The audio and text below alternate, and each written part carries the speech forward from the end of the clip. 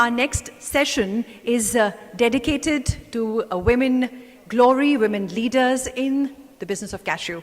And to moderate this session, may I request Ms. Suchitra Sasisekar to join us here on the dais.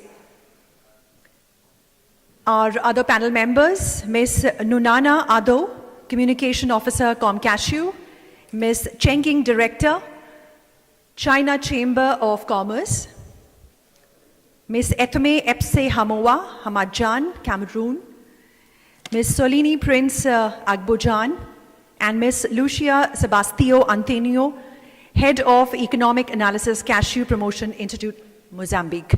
I request all our esteemed panelists to kindly join us here. And ladies and gentlemen, quickly mention here that Cashew is carrying out path-breaking initiatives in empowering the African cashew sector with training programs and capacity building initiative. And Ms. Nunano would enlighten us in this regard. Ms.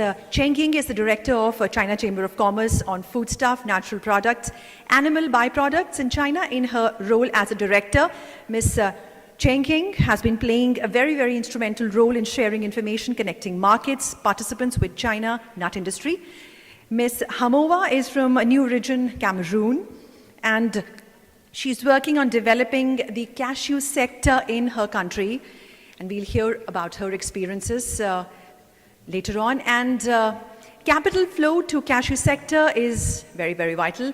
Organizations such as Okio Credit have been playing a significant role in promoting value addition by cashew value chain participants in Africa. It would be an excellent opportunity to understand the role of Oiko Credit, beg your pardon, and the role Ms. Solina Prince Abujan, Agri-Investment Advisor, is taking care of. And Mozambique, which is a very vibrant cashew promotion institute, which works very closely with the industry and acts as an interface between the government. And Ms. Lucia would provide more details on the southern African country, which has been leading the origin-based processing in Africa. And with that, I hand this session over to Ms. Suchitra. Good afternoon to all the dignitaries and delegates of this excellent conference. Thanks to WCC organizers and cashewinfo.com for making this women's session and bringing it back to the mainstream of the conference. So I really thank them from the bottom of my heart. And it's my pleasure to moderate such a very special session with 5 powerful women talking on what is the impact they have created to the women who are dependent on this industry and how their work has influenced them and the industry. So, so there is a great value addition to every cashew we eat by women. In fact, if I say there is not a single cashew we eat or process or sell is not touched and valued or value added or influenced by women. So it is very, very important that we treat women equally and bring more influencers, women influencers and decision making in the industry. And so this session is going to be a very important session according to me. So that being said, I want to focus on 2 things on this session. One is, what is the positive impact created by women who are dependent on this industry? And what is the road ahead for women? And how to make women becoming an influence force and decision makers of the industry. So with me, I have Ms. Soleno and Ms. Nunana Ado, Ms. Lucia Antonio, Madam Chen Yang, and Madam Eteme Epse. So I call upon Madam Chen Yang to talk about what she thinks about her influence in the industry, and she's going to talk about how training is helping China women workforce increase their life and make the life better. Good morning, ladies and gentlemen. My name is Chen Ying from China Chamber of Commerce. It's my pleasure to be here, and thanks for the organizer. I'm here to share the information about the current situation of female employment in China. As everybody knows that China is from the late 19th centuries, women liberation moved or burned across the world. Definitely, that is include China. From this, the first picture, you will see that before that, Chinese women is stay home and bring their child and do the homeworks. But in the middle picture, you will see that many people is out of their home and come to work. That is about maybe 100 years ago. Women stepped out of their household and devoted into career and became a new trend. And the third picture is today, and many of the women leadership has been recognized and valued in our very aspects.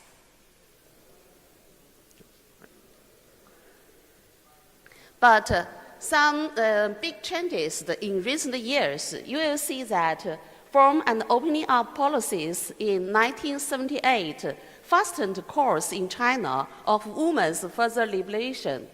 Statistics show that from the 1982 to 1992, the population of employed urban female has grown from the 40.9 million to the 55.8 million in that decade, with 36.5% of increase. To 2000, more than 430 million women were employed, counting 46.7% of the total employment population, 12% higher than the world average that year. To 2006, total employed population in China reached 758 million. 337 million are women, and this number is continued to grow. And the female prisoner counts for 20% of the total self-employers. And from this chart, you will see that with the effectiveness of the compulsory education and development of education industry in China, women's education level continued to improve and declined massively in illiteracy and semi-illiteracy.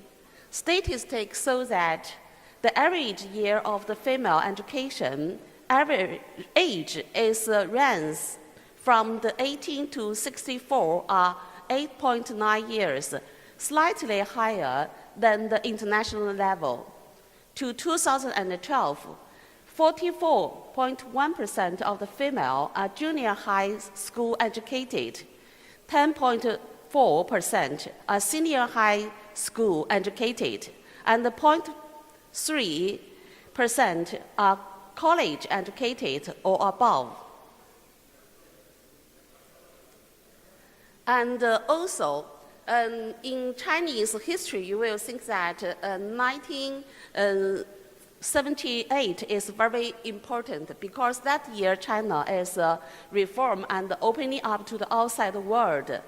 And also, since that, the women work are transferred from the first and the second industry to the third industry and took the position in financial, insurance, social service, health, and social service sectors. Third industry became the most employed sector of the female. Also, in 1978, 11 million women were hired in the third industry, accounted for 75.3% of the total employed women, while to the 1999, nearly 20 years of the reform and opening up, more than 24.6 million served in the third industry, counting for 53.2% of the employed female population, and this number increased to 26.5 million in 2004, 22.4% growth compared with in the 1978. But also in the first industry, female has declined. And I also introduced our CFNA. Our CFNA is also belong to the Ministry of Commerce. We is a national NGOs.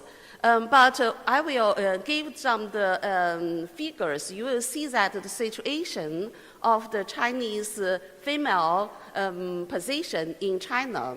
In our Chamber of Commerce, there is 81 employers, 39 is a woman, and there is 27 people in the management, and 11 are women. So you will think that in today's China, more and more women play an important role in the position in the social activities, and more and more women are moving to the higher positions.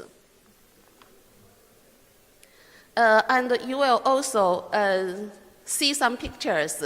This is 2001 year. There is only 5 women attend our activities, and you will see that it's not too more.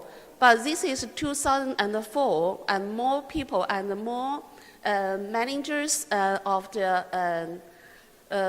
people in the high position, they will attend our work and to the management. And this is in recent years. And the women co-aboard attend the international activities. And we also have many activity in the international conference, and maybe organize or meet the other people. Okay, thanks all. Thank you, Madam, for throwing light on how education, and especially compulsory education in China, have improved the lifestyle and helped women move ahead, not only in education but also in economical and getting there in the influential position and moving more towards the managerial responsibilities. Thank you, ma'am.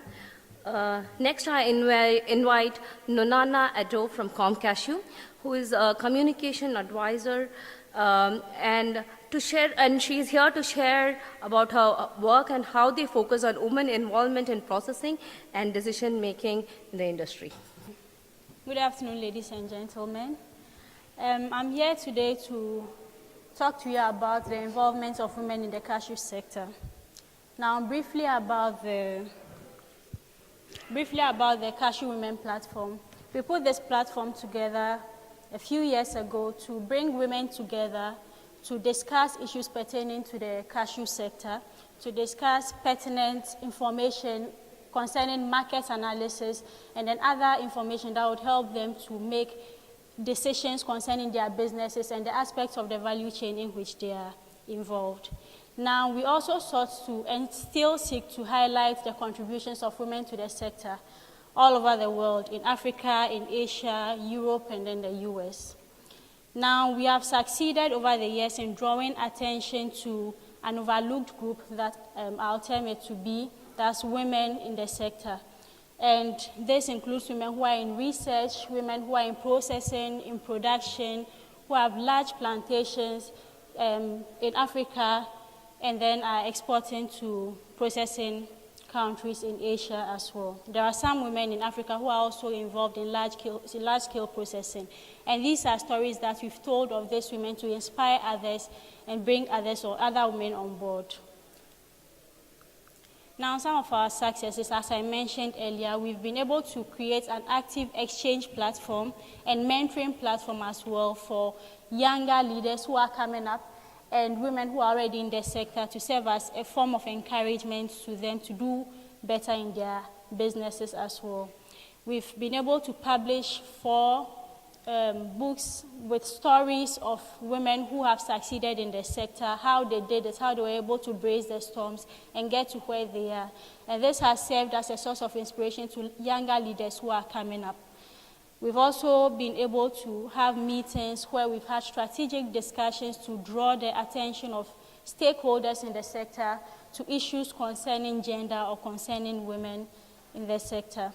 Now, this platform was put together by Cashew Info and then the Competitive Cashew Initiative, a GIZ-implemented project in the cashew sector, which operates in 6 African countries and then is affiliated with other countries in Africa as well that produce cashew. And as a developmental project, we've been able to train over 200,000 women on salient agricultural value chain or cashew value chain topics, right from production of improved planting materials through processing to policy making. Now, yes, we've started putting in measures, we've started putting in our own efforts to draw more attention to women in the sector, but then there are still issues to be addressed. We tried to draw attention of, we tried to get a survey or conduct a survey to gather the impressions of people about women's involvement in the cashew sector. And due to the, I must mention that due to the short period of time that we had for this survey, we were only able to get a few responses, but these are responses from people who have more than 7 years, up to 22 years of experience in the sector. And so this is information that is reliable. Now, we got information from this survey that suggested that apart from harvesting and then operations when it comes to processing, women are not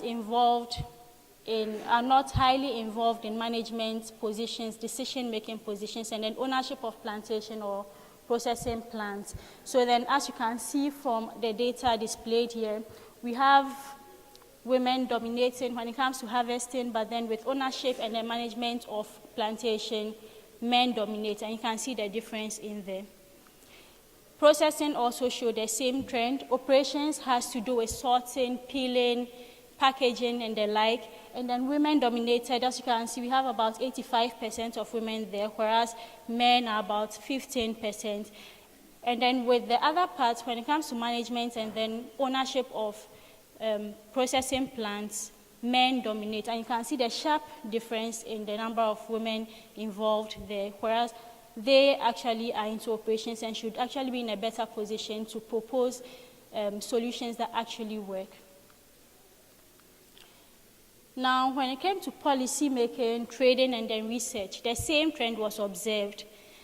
Men dominated, whereas women were almost insignificant. However, let me be quick to add that the respondents that we had from Tanzania actually indicated that there were more women in research as compared to men, and I think this is commendable. Whatever it is that is being done in Tanzania is something that should and can be replicated in other countries as well. Now, we tried to bring out some of the challenges that women experienced, or for which reason they were not able to rise into management positions and ownership of plantation and then processing plants. And some of the key things that came up were access to land due to culture, a patriarchal society, and also training. As mentioned by the first panelist here, training or education is something that can actually boost the participation and active involvement of women in whatever sector is concerned, and it's not different for cashew as well. And this is something that kept coming up, technical expertise and the need for training. Then lack of favorable policies as well. Policies that were gender-friendly or that were women-friendly were lacking, and for which reason women were not able to rise up to positions of influence or decision-making. Then finance is another thing that kept coming up in the responses that we received. Now, we are not only here to present what our challenges are. We've risen from a point of lamenting to also proposing solutions. And some of the solutions that were proffered as a result of the study that we conducted or the survey that we conducted was the need for implementation of favorable policies. Yes, there are policies that have been formulated that should ordinarily favor the participation of women, but then they are not being implemented. And I think this is a good platform to discuss why these policies are not being implemented. And then there is still a need for formulation of better policies. Then the need to train us on gender sensitivity in various institutions that we work in. It's high time we started having the gender discussion. Then capacity building is another key thing that we would like to propose as a solution to involving women more actively in the sector. And last but not the least is mentoring mutually among women and also men who are available to mentor upcoming leaders in the sector. We are open to that as well. And before I take my seat, I'd like to encourage all of us here to individually try in the little way that we can or in the big way that we can, wherever we are involved, to think active female inclusion and empowerment. Thank you very much.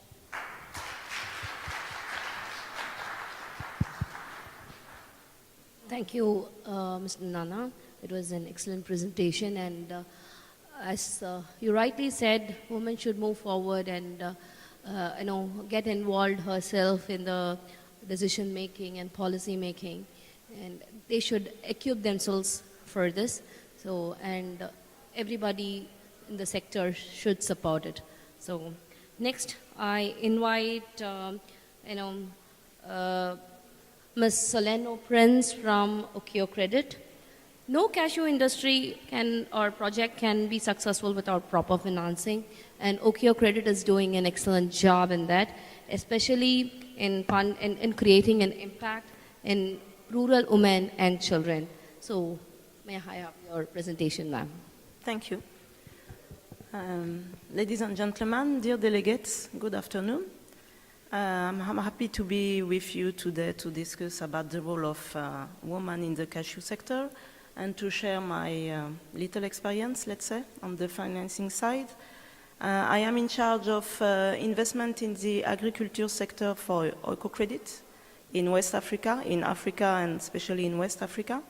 As Oikocredit, we used to define ourselves as social lenders, meaning that we implement investment and loans when we think that we can have a positive social impact on the farmers and on the overall community and on gender. We support agriculture since more than 40 years because given its importance on rural population and also the multiple effects and positive effects that we think we have on the revenue of farmers. At the end of last year, 2018, the total investment in the active agri portfolio for Oikocredit was 175 million euros, and the cashew sectors represent 6% of the total investment. We have so far 7 partners, 2 who provide the debt and or equity funding. They are all based in Africa. So why cashew nut? Why finance the value cashew nut sectors? Because when we look at the value chain, you will see that at the level of producers and traders, mainly men are involved. Usually the women don't have the ownership of the land and they are involved in the harvesting of the raw cashew nut, but they don't really manage the land or the plantation. When you look at the processing part of the value chain, you will see that more and more women are employees of the factories. They represent at least 80% of the staff. So we focus mainly on providing funding at the level of processing factory. We also see that more and more women are leading some processing factory, even if they are not fully represented at the management level, but more and more are involved at this level. By doing this, we also manage to reach more and more what we call beneficiaries, meaning farmers, cooperative, group of producers that will benefit from our funding because our funding will support the processors into purchasing raw cashew nut from them. So with around 7 partners, we managed to reach more than 7,000 farmers and more than 1,000 employees from where I mentioned 80% are women, so it's more than 800 women. We also target partners when we think that they implement social benefits from their employees, like medical care, child care, nursery, canteen, and also transport for the employees.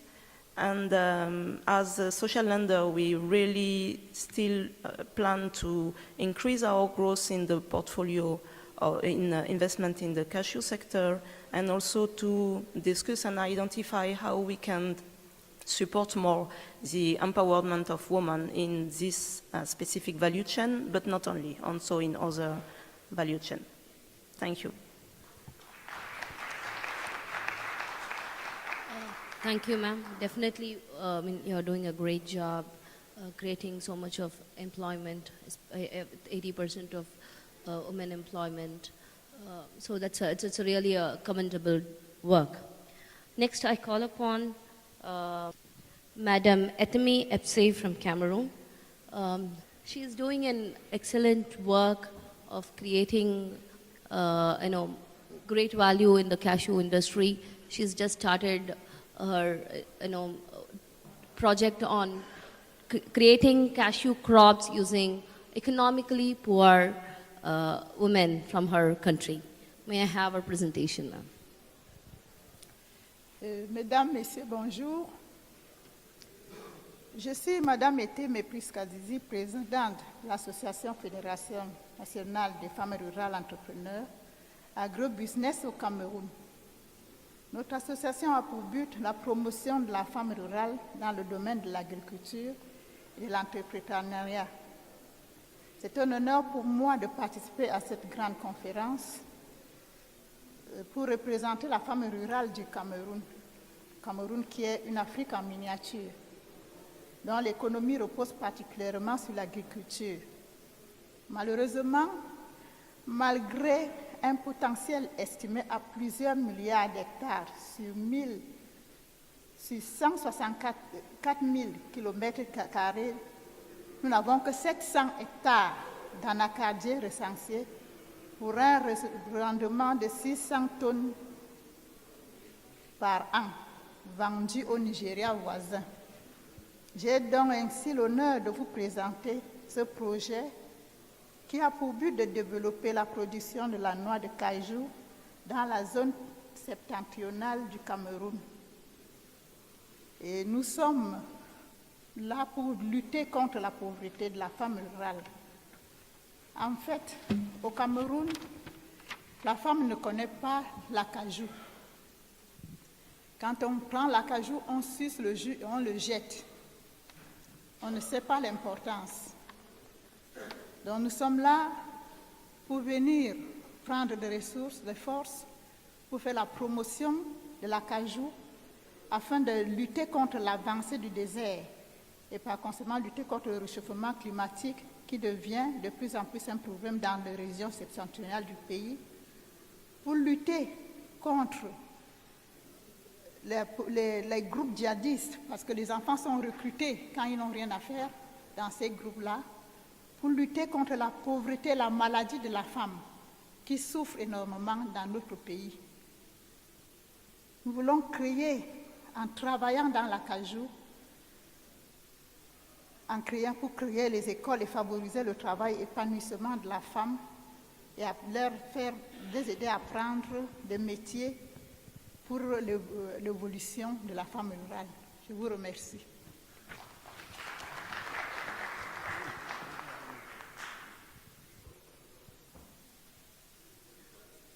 Madam Estime has been quite, humble in her work. She's been doing a very difficult job, what others are not able to do in her country. So I really appreciate her for her work and presentation.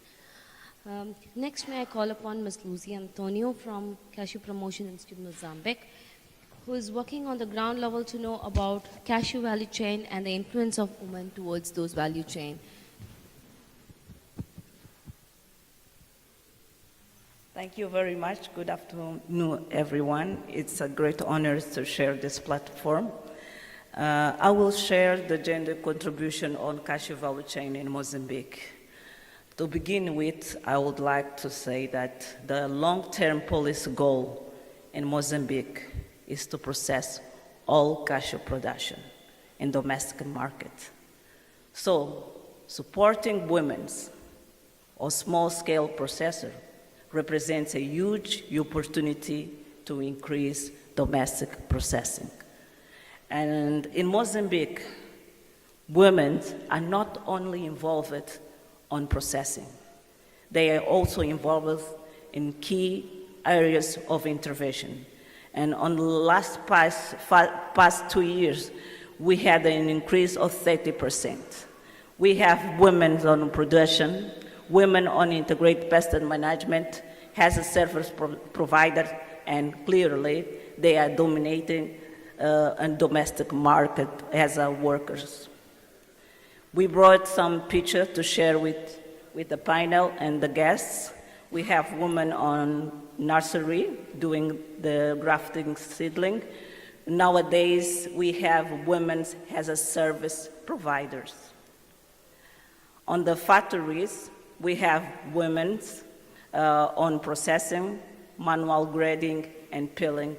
This is a factory in Nampula province, the major producer of cashew.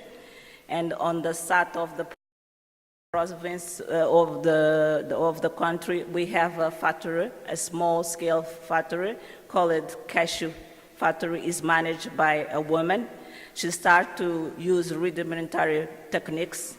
Last year, she received a finance, and she started to export to South Africa and Portugal.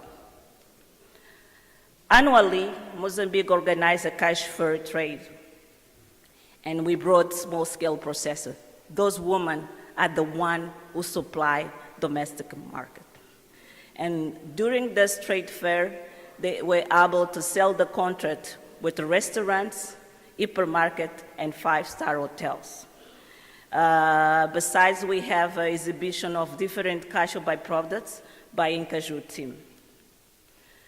Because we acknowledge the importance of value addition, we elaborate a project called Processing Cashew Byproducts and Tropical Native Fruits, which is established in Nampula province. The main goal of this project is to increase knowledge transfer to stakeholders focused on value addition along the chain in order to increase farmer income, generate employment, and boost rural development.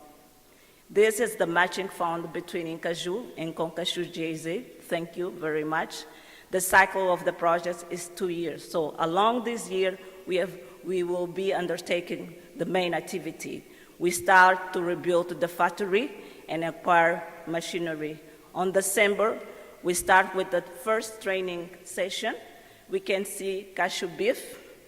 We can see also the processing of cashew jam and watermelon. Why we aggregate native fruits? Because we know that cashew is a seasonal crop.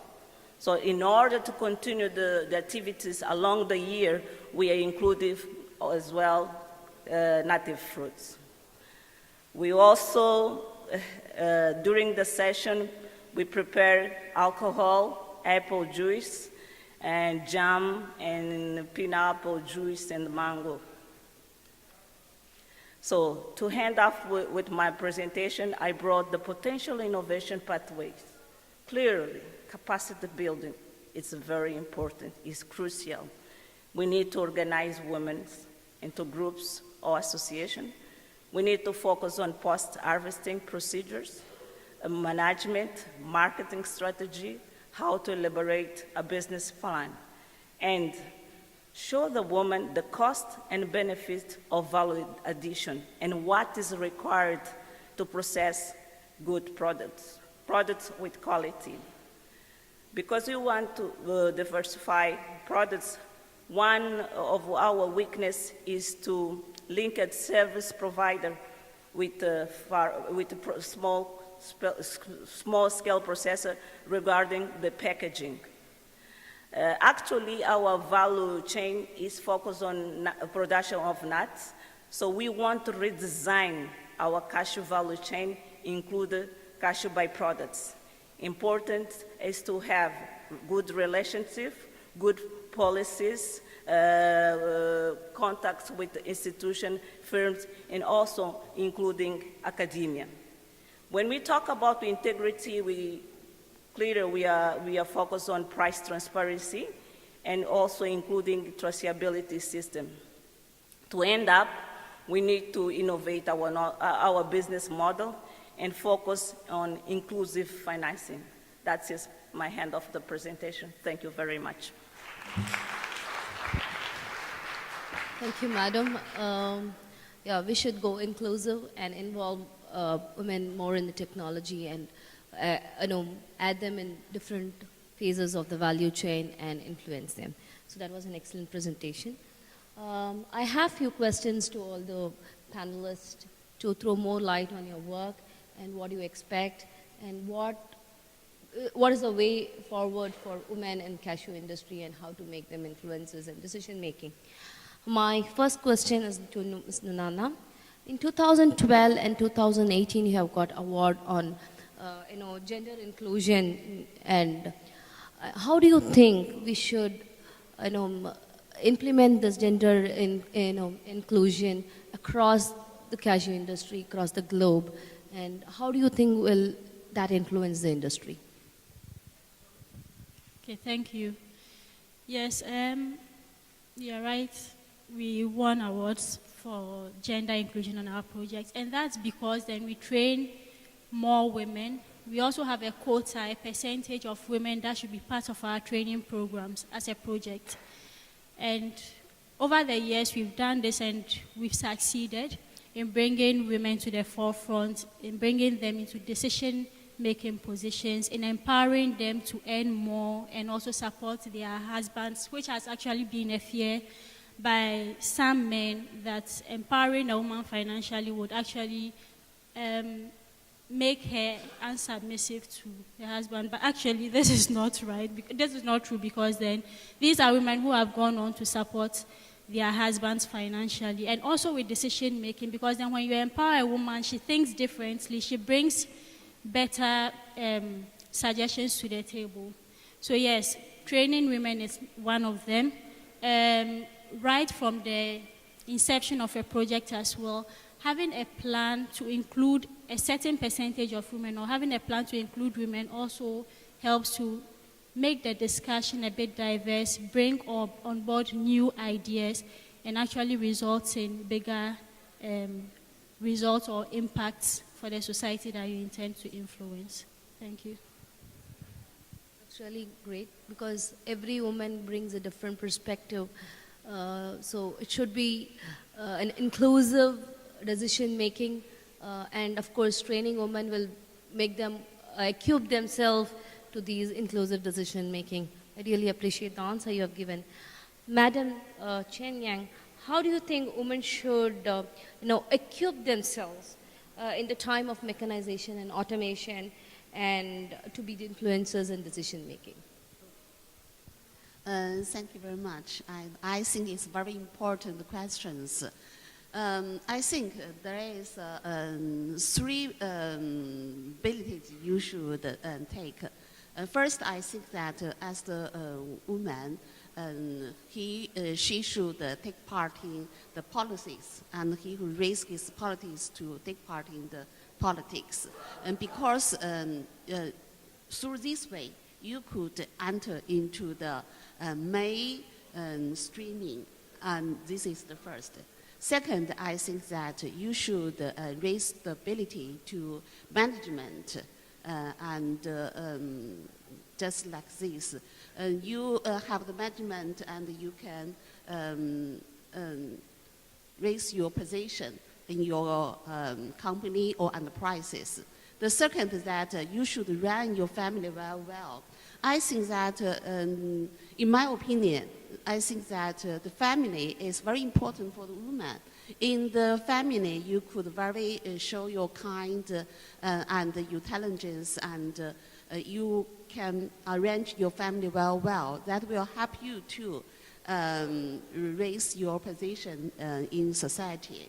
And I think for the woman, you try your best to do those things, and you could success. And also, for example, myself, when I first come into the CFNA, there is another two men also enter in the same month. But after 20 years, one person had not a good relationship with the chairman. He left CFNA. Another man and also have a lower position than me. So I think for people, you try your best to do things, you will success. Thanks. That was a very interesting and a very insightful answer. Of course, women have the natural instinct of management. They are natural managers. That's what I always believe. And it's just that we have to educate ourselves, train ourselves to show that skills and put it to use to different society, to the society and to the industry and to our family. Next, Madam Etmeche, how do you think various cashew industries, institutions like Cashew Info or Cashew or TechnoServe should help women in these kind of social initiators in the cashew industry? We're asking to Cashew Info or to Cashew and all the different organizations to do the promotion of the industry, because in our country, we do not know the value of cashew. So we have fields, we have organized the fields, but it's difficult for us to attract women to come and work with us because they need to be convinced. So what we need is financing, we need technology, they need supervision in order to be able to conduct this work, because the lands are there, the initiative are there, but we need to convince them. Thank you. Thanks for translating. And, You're welcome. My pleasure. Yeah, ma'am.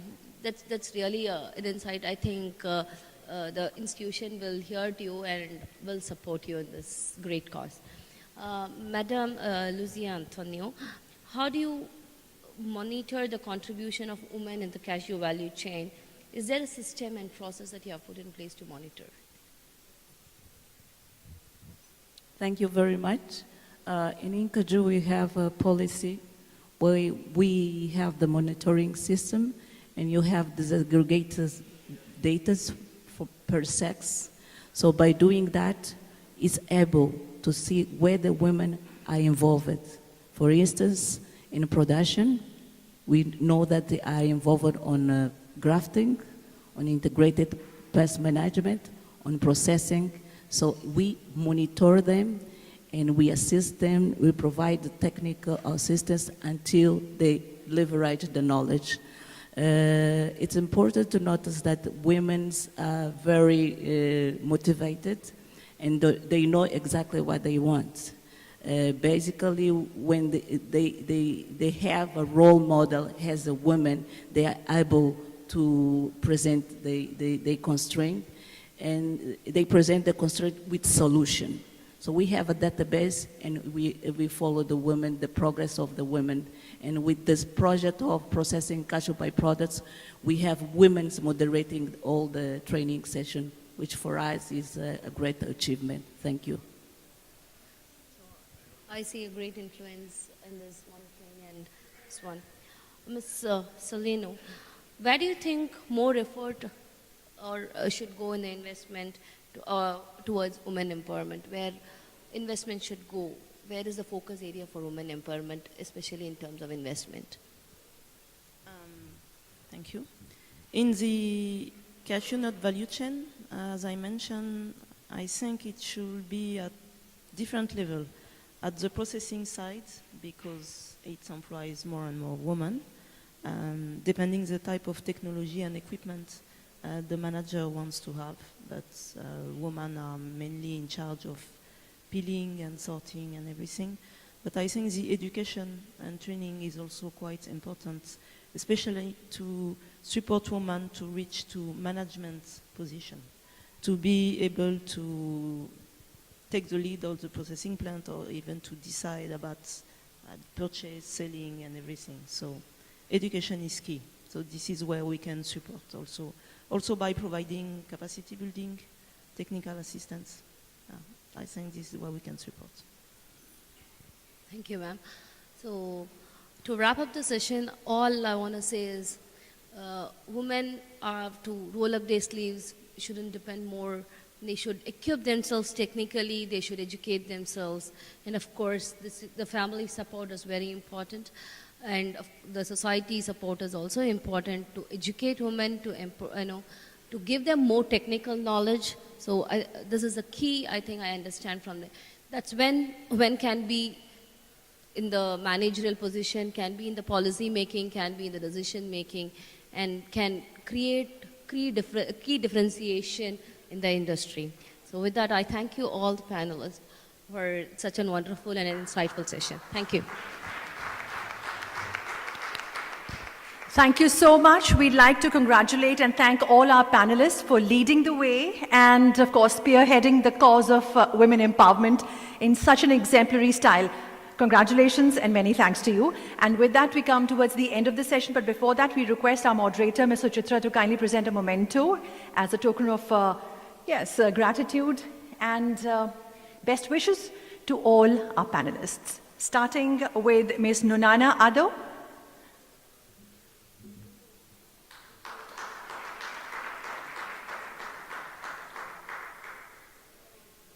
Ms. Cheng Ying.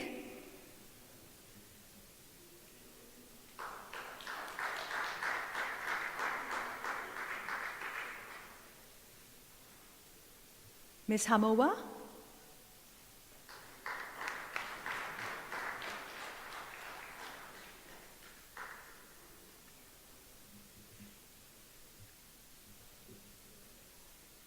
Ms. Solini.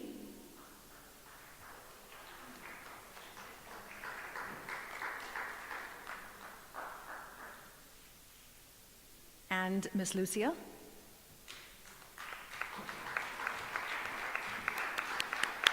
Definitely more opportunities, better working conditions, more leadership roles, and greater share in decision making are the areas that need focus and to be taken up more seriously. Thank you so much to all our panelists, and we request all of you to come forward. Before the group photo session, may I request Ms. Rita Weidinger, Chairperson, Cashew Women Initiative and Executive Director, Cashew, to kindly felicitate our moderator. Thank you so much, Ms. Weidinger, for doing the honors. Thank you so much. And now for a collective group photograph.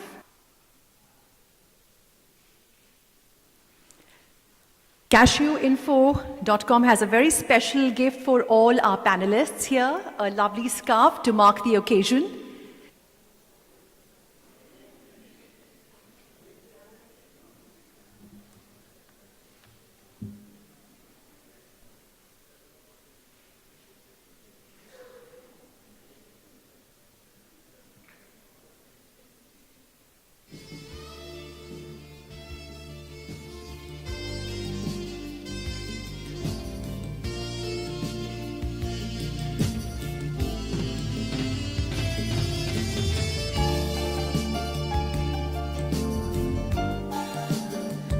I'll take it later.